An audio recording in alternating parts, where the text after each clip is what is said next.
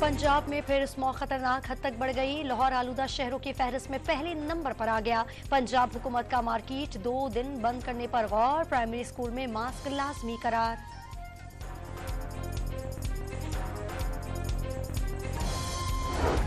लाहौर के मुख्तलिफ इलाकों में सेफ सिटी कैमरों ने 37 धुआं छोड़ दी, गाड़ियां पकड़ा दी, जबकि ननकाना साहब में 18 भट्टे और 4 फैक्ट्रियां सील, लाखों रुपए जुर्माने आए।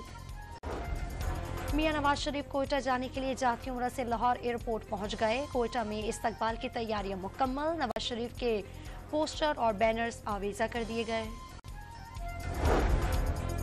रिटायर्ड डिस्ट्रिक्ट सेशन जज खालिद रांझा साथियों समेत नून लीग में शामिल। नवाज शरीफ की क़यादत में पाकिस्तान को मुआशी बहरानों से निकालने की जद्दोजहद करेंगे। शहबाज शरीफ की गुफ्तगू। IMF का पाकिस्तान को फंडिंग करने वाले ममालिक से बराह रास्त राब्ता। सऊदी अरब, UAE और चीन से कर्जों की रीशेड्यूलिंग और फंडिंग जारी रखने की यकीन दहानी हासिल कर ली।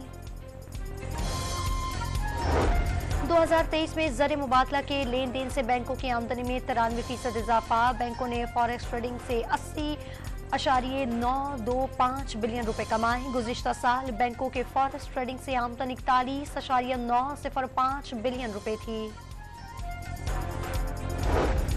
खुसूसी अदालत के जज अबुल हसनान जुल्करनैन की सरबराही में अडियाला जेल में साइफर केस की समाअत। सरकारी गवाहान के बयानात कलमबंद और वकील सफाई जराह करेंगे।